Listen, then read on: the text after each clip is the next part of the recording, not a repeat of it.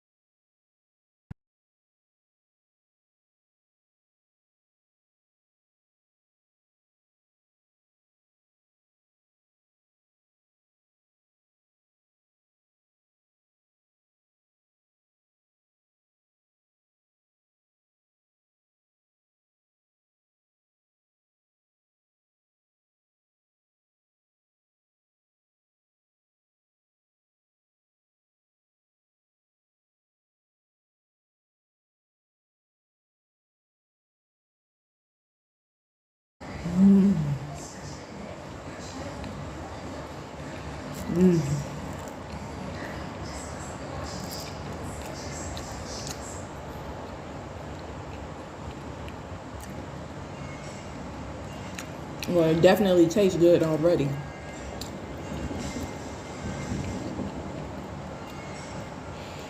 It's well seasoned, balanced flavor, not too salty.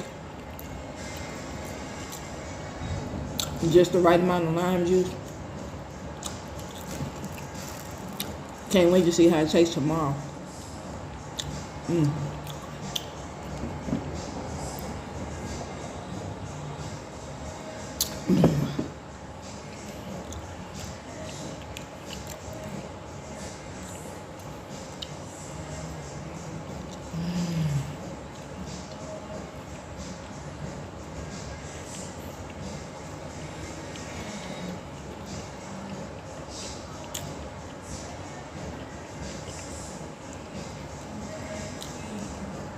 Got one of my favorite songs by Mary J. Blige in the background. I didn't know that was coming on.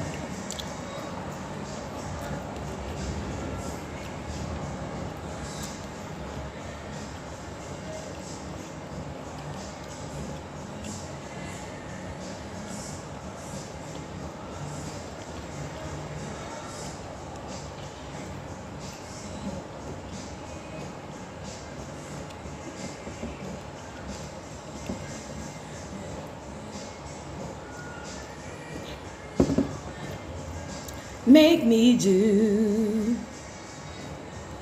my song when there's no music to play.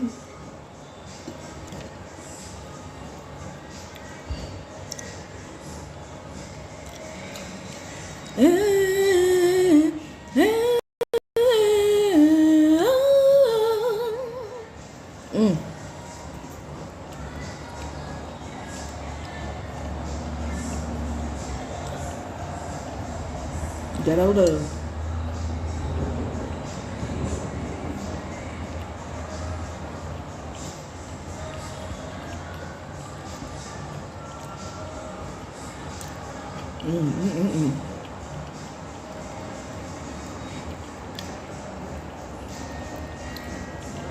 Real good wedding song, actually.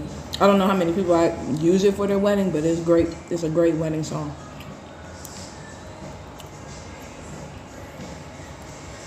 Through the good and the bad times, forever yours, I will remain.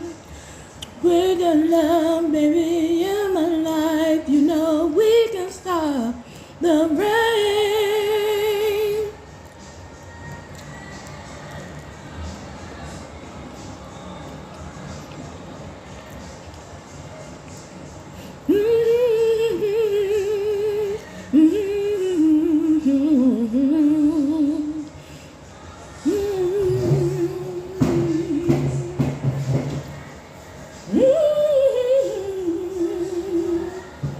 Don't you ever go.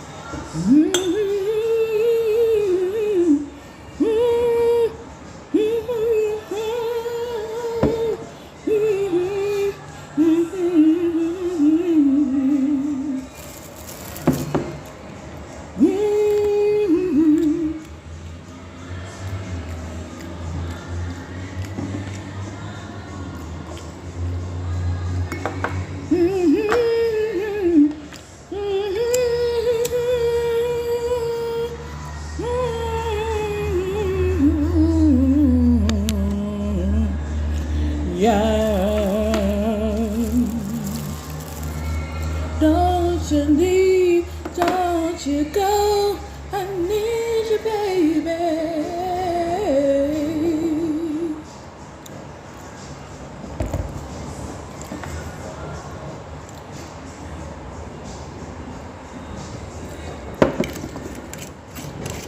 You. Oh,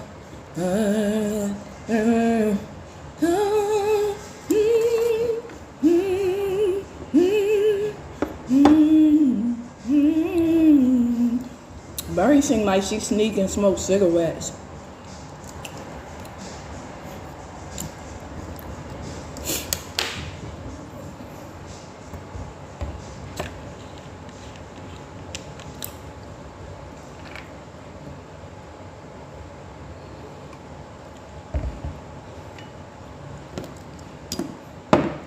I think she a good auntie. I think she make a real good auntie. I'm an auntie. I heard she got a little upset because people was calling her auntie, and I'm like, my 6-year-old daughter, Angel Azaria, is an auntie. You know how we do. Hispanic people, Arab people, and black people too. Like my 33-year-old sister is an auntie. She been an auntie since she was like 12.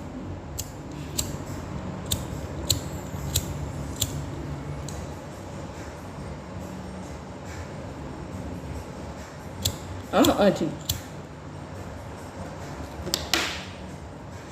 I think my niece is what, like 14 now? And I'm 41.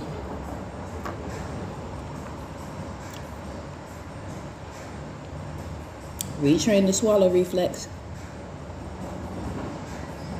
Earlier today, I was eating some beef jerky and the ball came off. This is why this particular method of orthodontic treatment is not to be used on children, because I was eating the beef jerky and the ball came unscrewed, and the only way that I knew that happened was because I started to not be able to feel the ring as much in my mouth anymore, and when I went to swallow, I couldn't feel the ball touching the roof of my mouth. But it was mixed in with the food, so when I went like that, then I could feel it, and I took it out and screwed it back on. But a child could not do that. They might just, children don't pay attention to stuff like that much. They mess around and swallow it, maybe choke on it, or at the very least, the ring will come out of their mouth, and then you gotta pierce their tongue again, because tongue rings close up very quickly, much faster than these type of piercing. Tongue ring close up in like a day, in like 1 day, they start closing up.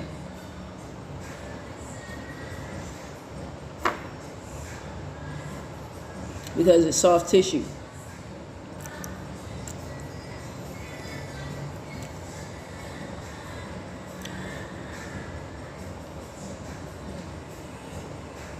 So my particular tongue piercing, because it's for orthodontic treatment,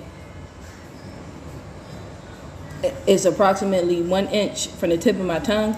That way it sits right behind the teeth on the roof of your mouth, where you got like that little ridge, in order to and down here too, in order to keep my tongue back automatically without me thinking about it. Now sometimes I do have to consciously think about it, only because I'm so used to like thrusting my tongue all the way outward. But when I try to do that now, even if I try to do it on purpose, it's uncomfortable because the ring is stopping it.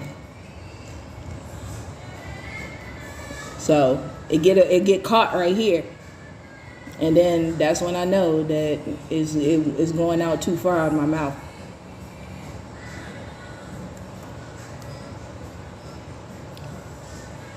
I'm gonna test my blood sugar. I'm gonna wait like 15 minutes. I done screwed the top on my alcohol because, like I said, I'm not sure what these jalapenos gonna do. I don't know if it's gonna make it go up higher or lower, but I'm gonna see in a few minutes. Because all I had was the tacos and a little bit of alcohol like I normally have with my food. And I drink my alcohol for blood thinning purposes, because I have a blood clotting disorder.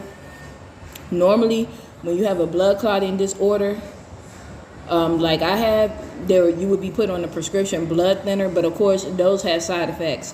And for somebody like me who is sensitive to chemicals in general, because I'm allergic to a lot of things, that's real bad. That's really bad. It could lead to death, even allergic reaction, and just systemic poisoning. So I always go for the natural method. Sometimes I do have to use a manufactured method, and normally that's when I got to take Tylenol or something like that, because I'm having chronic pain that's so bad that I can't think straight and I need to take the edge off. But you wouldn't take Tylenol and drink alcohol, because Tylenol by itself thins your blood. That's why people take the Bayer aspirin. Some people take a Bayer aspirin when they have like heart disease, in order to promote the blood being able to be thinned out enough that they won't like get a blood clot and end up having a stroke. Which when I was outside, hey Damon, hey Dee Dee, cool, what's up, cool? I'm eating ceviche tacos. You remember how I be cooking up new recipes all the time? Didi used to be my common law husband.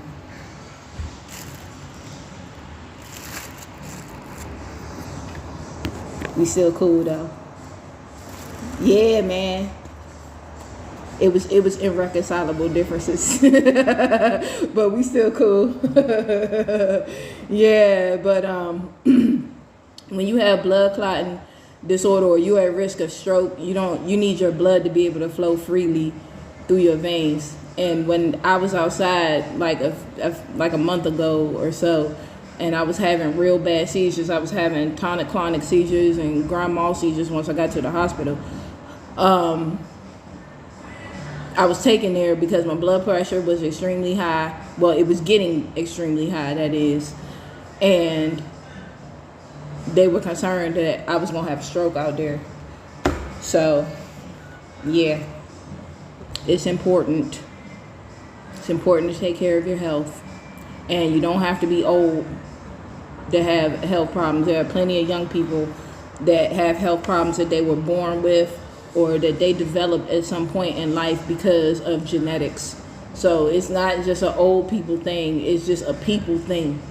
It just depends on the individual, and it depends on your genetics as well as your lifestyle. So it's important to look out, because I have high blood pressure and I have type 1 diabetes, which is not, and type 1 diabetes is very uncommon for black people, but I am a mixed race person. So when you start mixing races, you don't know what's going to come out. Anything could come out. Anything in the genetics can come out. So you got to be mindful of things like that, because that's what happened to me. I don't know of anyone in my family, of black people at least, because we don't talk about the white ones on the Bell side. We don't talk about them. I don't know why, but we don't. But I don't know of any black people in my family that had type 1 diabetes, but I do have it, and it's pretty severe. Most of the people in my family have type 2 diabetes, and we got a lot of Native American and Asian blood, and Arabs are Asians too, because they're West Asians. So we got a lot of Native American, Arab blood, and then of course, anything mixed with African is considered black. So there's that, and a lot of black people have type 2 diabetes. Yeah, man. You know what? But the Mexican Coke got cane sugar in it. And cane sugar is metabolized a lot more slowly than high fructose corn syrup. And I use the regular Coca-Cola because Coca-Cola originally started off as medication, and it had cocaine in it. That's why it's called Coca-Cola. But it originally started off as a medicinal tonic for your health. And then it changed over time, of course, because, you can't just be putting cocaine in everything and then give it, selling it to people. Some people can't handle it. Just like some people can't hold their liquor. So, they had to change it up. But, yeah, the Mexican Coke has cane sugar in it. And it's metabolized much more slowly than high fructose corn syrup. So, when I drink ginger beer, because ginger beer has cane sugar in it, it doesn't cause my blood sugar to spike as rapidly as a drink like Coca-Cola with high fructose corn syrup in it, which will make my blood shoot up quickly. Sugar shoot up quickly, but not as quickly as my Kool-Aid pickles, but still quickly enough that if it's an emergency, I can just take a few sips and, hurry up and get to my other medication in order to balance things out and correct the problem and stabilize my blood sugar. But yeah, man, it hasn't been that long. I'm gonna go ahead and take my blood sugar because my hot sausages, which I have some sitting in here because I'm making some more, my hot sausages work very quickly to lower blood sugar. It only takes a few minutes, like 3 minutes or something. So I'm gonna go ahead and take my blood sugar now and see what my number look like. Yeah, thanks for the link. You know how we do. We be watching all that shit. So yeah, let me let me get some sanitizer, sanitize my hands real quick.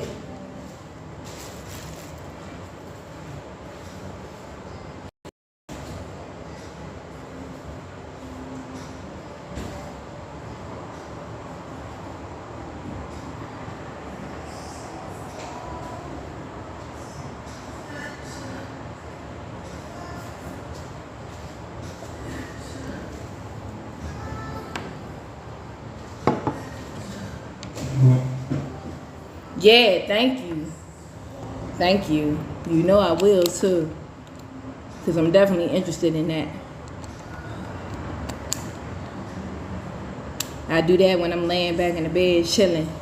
I wish I had a J, boy. Boy, do I wish I had a J. You know how we used to do. We sit back and spark up a J and watch that shit. Oh, I gotta go get my other test strip.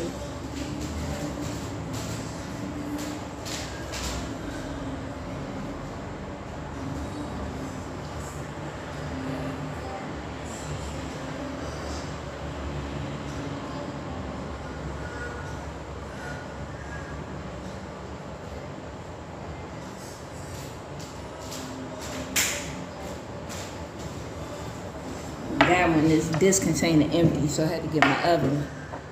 Got Maxwell Lovers Only pumping in the background. I didn't know that was coming on.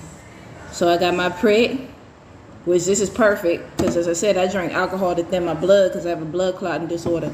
So this is perfect. The blood is not too runny, not too thick, and I didn't have to squeeze the hell out of my finger to get blood out. Dun, dun, dun, dun, dun, dun, dun, dun. The moment of truth. 155. That's good. That's good. Now, that's excellent. This is excellent for a type 1 or a type 2 diabetic. It's excellent.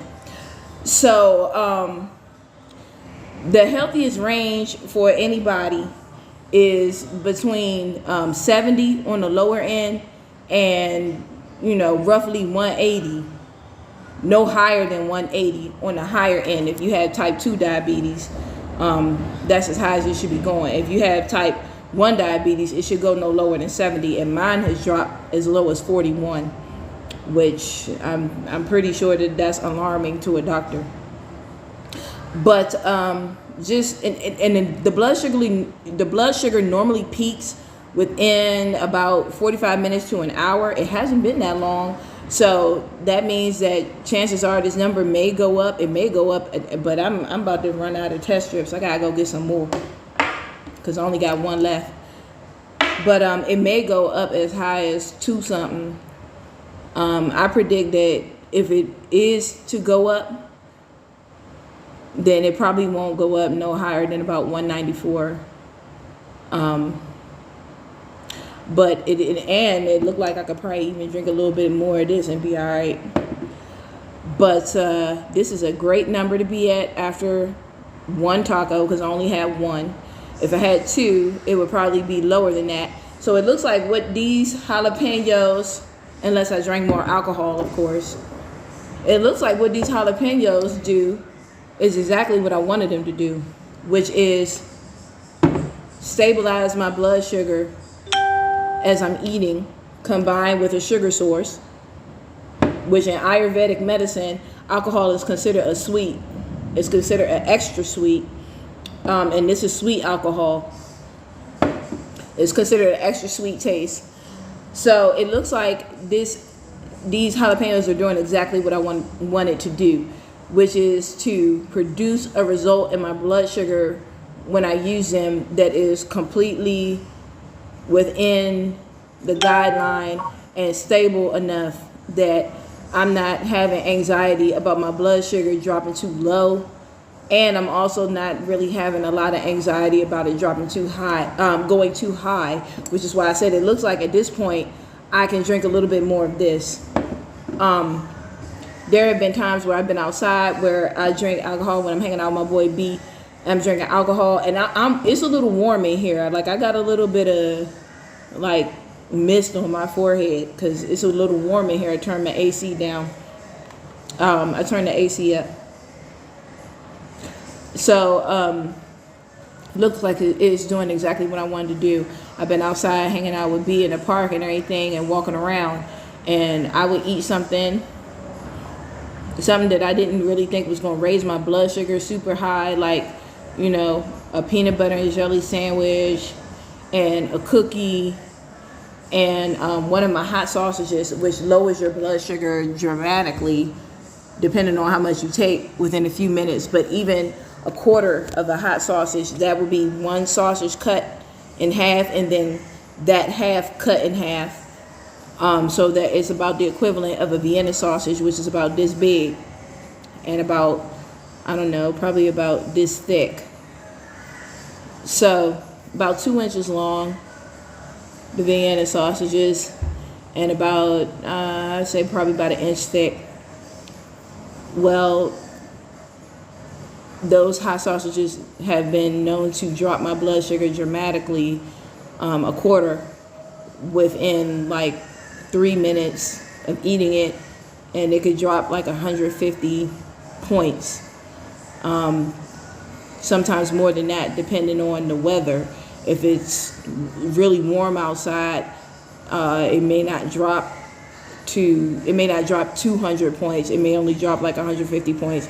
But if it's cooler outside, it could drop lower than that, because heat raises your blood sugar, and so does activity, like walking around a lot of exercise. That also raises your blood sugar, and that's an important thing for type 2 diabetics to remember, especially if they're overweight and they need to get exercise. You need to keep your blood sugar in mind and make sure that you're consuming enough protein. And even if you're vegetarian and you don't eat meat, you can do this with dairy products. But normally it works best when you have some type of animal food source, either a dairy product from an animal or a meat product from an animal. Because I tried to test it like in a vegan way by using one of my black cherry pickles, which lowered my blood sugar very quickly when my blood sugar skyrocketed to like 400 something, because I ate like some wings and blue cheese that I made and some Kool-Aid pickles, which are a booster. They boost your blood sugar really quickly if they're consumed with another sugar source.